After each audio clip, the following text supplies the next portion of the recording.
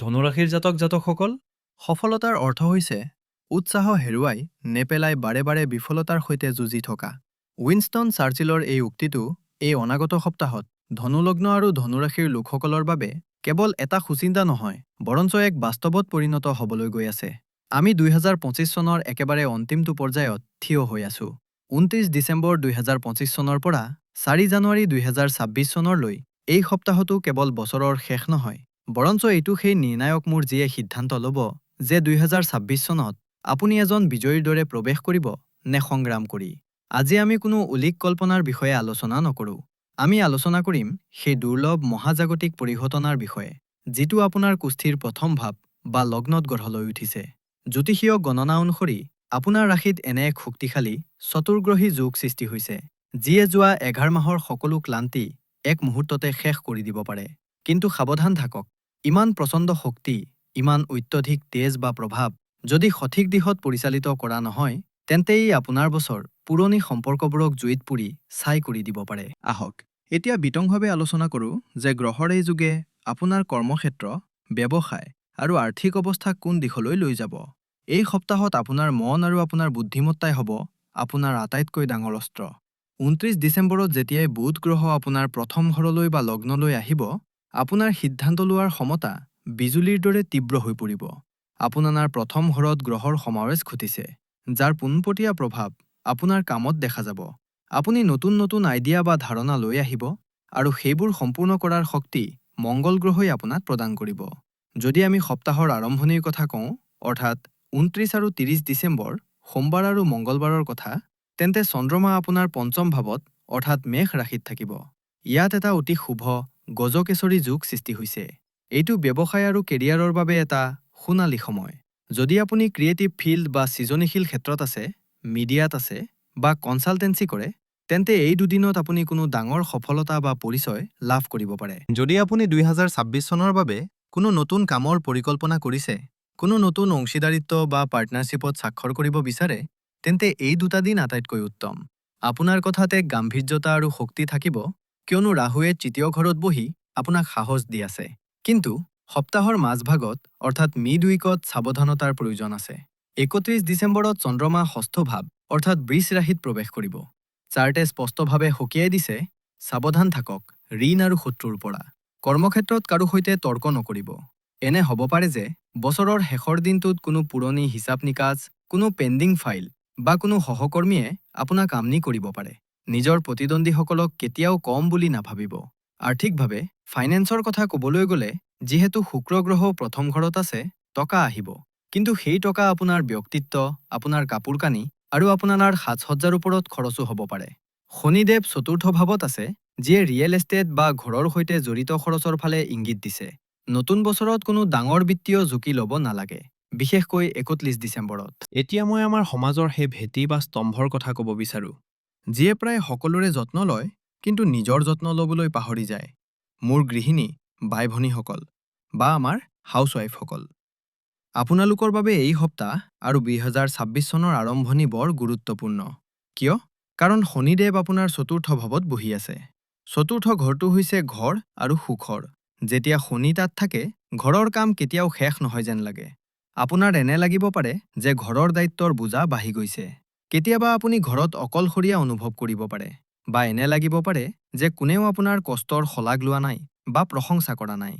কিন্তু সুখী হওক, কাৰণ এই সপ্তাহত ছবিখন সলনি হ'বলৈ গৈ আছে। আপোনাৰ লগ্নত যি গ্ৰহৰ গোট বা ক্লাষ্টাৰ সৃষ্টি হৈছে, সূৰ্য, মংগল, শুক্ৰ, বুধ, সেয়া আপোনাৰ বাবে এটা পাৱাৰ বুষ্টাৰৰ দৰে। প্ৰথমতে মংগল আৰু সূৰ্যই আপোনাক যথেষ্ট শক্তি বা এনাৰ্জি দিব। আপুনি গোটেই ঘৰখন নতুন বছৰৰ বাবে সজাব বিচাৰিব, চাফ চিকুণ কৰিব, নতুন খাদ্য ৰান্ধিব। আপুনি ভাগৰুৱা নহ'ব, কিন্তু মনত ৰাখিব, এই একেই শক্তিয়ে খং বা বিৰক্তিও আনিব পাৰে। যদি কোনো বস্তু আপোনাৰ মতে নহয় বা ল'ৰা-ছোৱালীয়ে কোঠা অগোছাল কৰি ৰাখে, তেন্তে আপোনাৰ খং খুব সোনকালে বাহিৰলৈ ওলাই আহিব পাৰে। দ্বিতীয়তে, শুক্ৰ আপোনাৰ লগ্নত আছে। এই সপ্তাহটো কেৱল ঘৰৰ বাবে নহয়, আপোনাৰ বাবেও। আপোনাৰ মন যাব যে আপুনি পাৰ্লাৰলৈ যাওক, নতুন কাপোৰ পিন্ধক বা নিজৰ বাবে কিবা কিনি লওক। মোৰ পৰামৰ্শ, কৰক। এই সপ্তাহটো আপোনাৰ নিজৰ সময় বা মি টাইমৰ বাবে বৰ ভাল। আৰু তৃতীয়তে, 29 ডিচেম্বৰত বুধ আপোনাৰ লগ্নলৈ আহি আছে। বুধ মানে হৈছে ব্যৱস্থাপনা বা মেনেজমেণ্ট।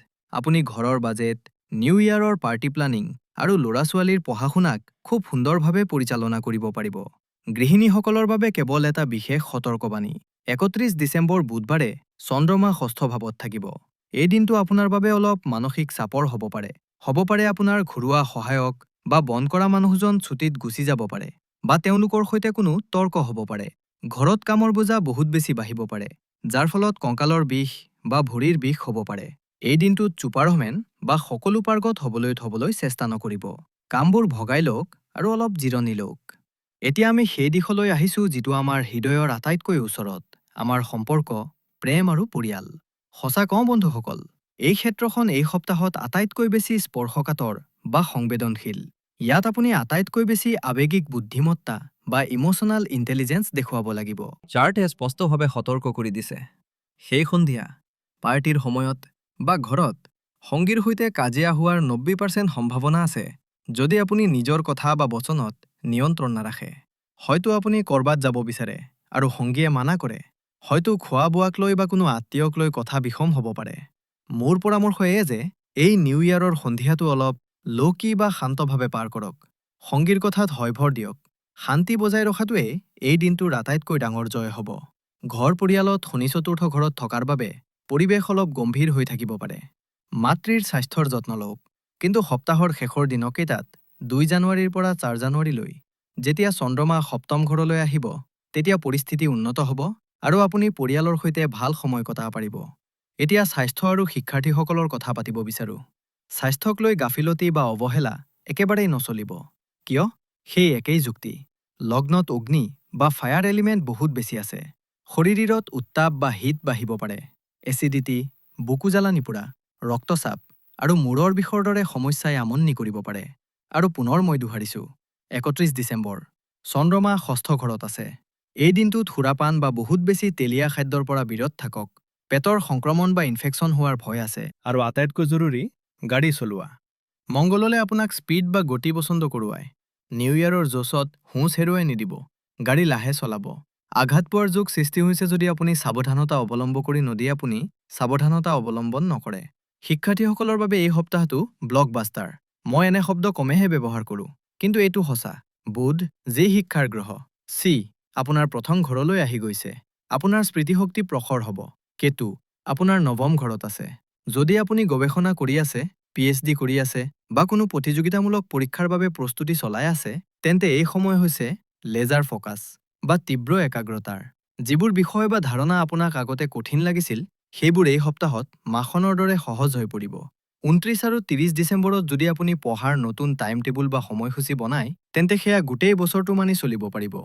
বলক, এতিয়া এই সপ্তাহৰ এটা সাৰাংশ বা সামৰণি উলিয়াওঁ। এই সপ্তাহটো আত্মবিশ্বাসৰ, কিন্তু শত্ৰু হ'ল অতি আত্মবিশ্বাস। আপোনাৰ বাবে শুভ দিন থাকিব ২৯ আৰু ৩০ ডিচেম্বৰ। এই দিনবোৰত কৰা কাম সফল হ'ব। আপোনাৰ বাবে সাৱধানতাৰ দিন থাকিব ৩১ ডিচেম্বৰ। এই দিনটোত স্বাস্থ্য আৰু কাজিয়াৰ পৰা বেছি থাকিব লাগিব। এতিয়া প্ৰতিকাৰ বা উপায়সমূহলৈ আহোঁ। এনে কি উপায় কৰিব পাৰি যিয়ে এই সপ্তাহৰ নেতিবাচক শক্তি বা নেগেটিভ এনাৰ্জিক কাটিব পাৰে আৰু ২০২৬ চনক শুভ কৰি তুলিব পাৰে? টুকি লওক। প্ৰথম উপায়, খং আৰু অগ্নিক শান্ত কৰিবলৈ। সদায় ৰাতিপুৱা গা ধোৱাৰ পিছত সূৰ্যদেৱক অৰ্ঘ্য অৰ্পণ কৰক। সেই পানীত অলপ গুড় আৰু ৰঙা চন্দন নিশ্চয় মিলাব। ই আপোনাৰ অহংভাৱক নিয়ন্ত্ৰণ কৰিব আৰু আত্মাক শান্তি দিব। দ্বিতীয় উপায়, ৩১ ডিচেম্বৰৰ বাবে বিশেষ। এই দিনটোত যেতিয়া চন্দ্ৰমা ষষ্ঠ ঘৰত থাকিব, যিকোনো চাফাই কৰ্মী বা দৰিদ্ৰজনক কিছু খুচুৰা পইচা আৰু কিবা মিঠা বস্তু দান কৰক। ইয়াৰ ফলত শত্ৰু আৰু ৰোগ শান্ত হৈ থাকিব আৰু নতুন বছৰ কোনো বাধা নোহোৱাকৈ আৰম্ভ হ'ব। তৃতীয় উপায়, বুধ গ্ৰহৰ বাবে। যিহেতু বুধ আপোনাৰ লগ্নলৈ আহি আছে, গণেশক আৰাধনা কৰক। তেওঁক দুবৰি বন অৰ্পণ কৰক আৰু অং গং গণপতয়ে নমঃ মন্ত্ৰ জপ কৰক।